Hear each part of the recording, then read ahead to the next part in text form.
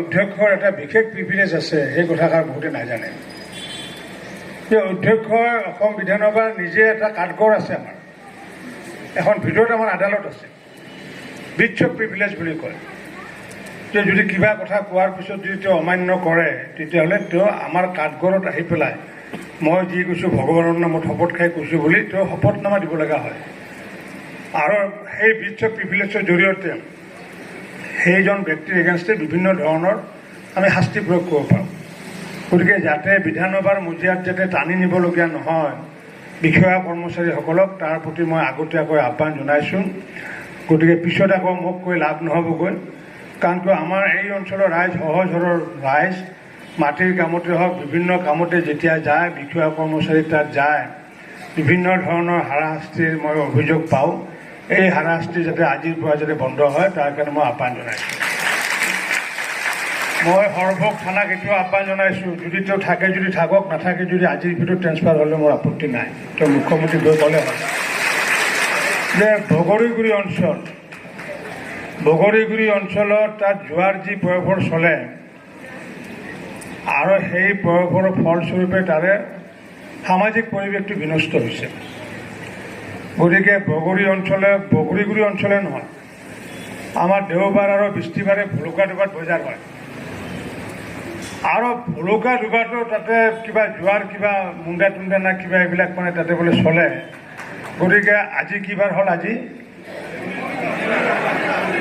শনিবাৰ, দেওবাৰ, কাইলৈ যদি তাত যদি কিবা অভিযোগ পোৱা যায়, মই তেতিয়া তৎকালীনভাৱে কিন্তু ব্যৱস্থা ল'ম। আৰু মই কিন্তু যেতিয়া ব্যৱস্থা ল'ব লগা হয়, তেতিয়া কি হয় কিন্তু নাজানে, কিন্তু গোটেই অসম কঁপি যাব। কাৰণ কিয় স্পীকাৰে আহি পেলাই যদি থানাৰ পৰা যদি অফিচাৰক যদি লৈ যাবলগীয়া হয়, তেতিয়া স্পীকাৰকতো ক'ব নোৱাৰিব চৰকাৰী কামত বাধা দিছে। গতিকে মই যদি আজি থানাৰ সন্মুখত গৈ পেলাই যদি ধৰ্ণা দিবলগীয়া হয়, গোটেই ভাৰতবৰ্ষত নিউজ হৈ যাব। গতিকে সেইকাৰণে যি বদ অভ্যাস আছে, আজি ৰাতিৰ ভিতৰতে, আজিয়ে আৰু চব আৰু এৰি দিয়ক। মানে মদ খেলে মদ খোৱাটো যেনেকৈ এৰি দিয়ে, গতিকে আজিয়ে যদি এনেকুৱা যিসকল চাকৰিয়ালৰ বদ অভ্যাস আছে, আজিয়ে যাতে শপত খাই পেলাই ক্ৰিয়াকাৰী এই বদ অভ্যাস যাতে এৰে, তাৰ কাৰণে মই সেইটো আহ্বান জনাইছোঁ যে এখনো যোৱা যাতে ইয়াতে চলিব নোৱাৰে। উত্তৰ গণকাৰী এখন ঠাইত য'ত নেকি বিধায়কৰ বাসভৱনৰ সন্মুখত যদি যোৱা চলে, তে ইয়াৰে সমাজ ব্যৱস্থা বা প্ৰশাসন কি প্ৰশাসন চলি আছিলে বা কি সমাজ ব্যৱস্থা চলি আছিলে, এইবোৰ এতিয়া নহ'ব। এইবোৰ আমি বহুত দেখিছোঁ যে অকালতে বহু আমাৰ ভণ্টীসকলে অকালতে বিধৱা হ'বলগীয়া হৈছে ইয়াতে। আৰু অকালতে বিধৱা হ'বলগীয়া হোৱাৰ তাৰ মূল এটা কাৰণ হৈছে কি, যে আমি স্থানীয়ভাৱে যিসমূহ ইয়াতে চুলাই নিৰ্মাণ কৰা হয় ইউৰিয়া প্ৰয়োগ কৰি পেলাই, যাৰ কাৰণে বহু ল'ৰাৰ লিভাৰ চিৰচিছ হৈছে। আৰু সেই লিভাৰ চিৰচিছ হোৱাৰ ফলস্বৰূপে বহু ল'ৰা আমাৰ মাজৰ পৰা নোহোৱা হৈছে, বহু মহিলাই এতিয়া বিধৱা জীৱন যাপন কৰি আছে। গতিকে সামাজিক যি ব্যাধি, মই সেইকাৰণে আমাৰ মহিলা সমাজকো আহ্বান জনাইছোঁ যে আপোনালোকে এতিয়া লাহে লাহে এইবোৰ আপোনালোকে কাম হাতত ল'ব লাগিব। আপোনালোকে প্ৰথম ঘৰতো আপোনালোকে পৰিৱেশ এটা আনিব লাগিব।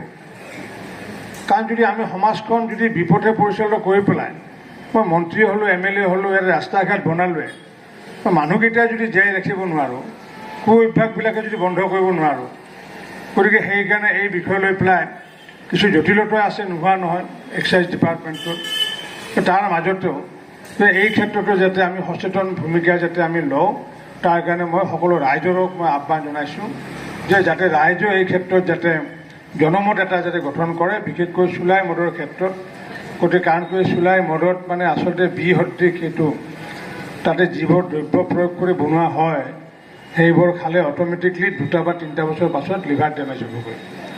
গতিকে আৰু মই নিজে দেখিছোঁ তেনেকুৱাকৈ। গতিকে সেইকাৰণে এই ক্ষেত্ৰতো মই এইটো আহ্বান জনাইছোঁ, এক্সাইজ ডিপাৰ্টমেণ্টকো আহ্বান জনাইছোঁ, আমাৰ মহিলা সমাজকো আহ্বান জনাইছোঁ যে তেওঁলোকে এই ক্ষেত্ৰত যাতে সচেতন ভূমিকা যাতে পালন কৰে। ইয়াৰ উপৰিও আৰু যিবোৰ থাকে, আমি আগন্তুক এটা সিদ্ধান্ত লৈছোঁ, প্ৰতিটো পঞ্চায়তত মই এজনকৈ ৰিপ্ৰেজেণ্টেটিভ থাকিব। সেই ৰিপ্ৰেজেণ্টেটিভজনক আপোনালোকৰ যিখিনি কথা থাকে তেওঁক পোনপটীয়াকৈ ক'লে আৰু প্ৰতিটো পঞ্চায়তৰ ৰিপ্ৰেজেণ্টেটিভৰ লগত মই প্ৰতিনিধিৰ লগত মই কথা পাতি পেলাই আপোনালোকৰ সমস্যা অভাৱ অভিযোগসমূহ দূৰ কৰাৰ কাৰণে মই নিশ্চিত ওপৰত মই প্ৰচেষ্টা চলাম।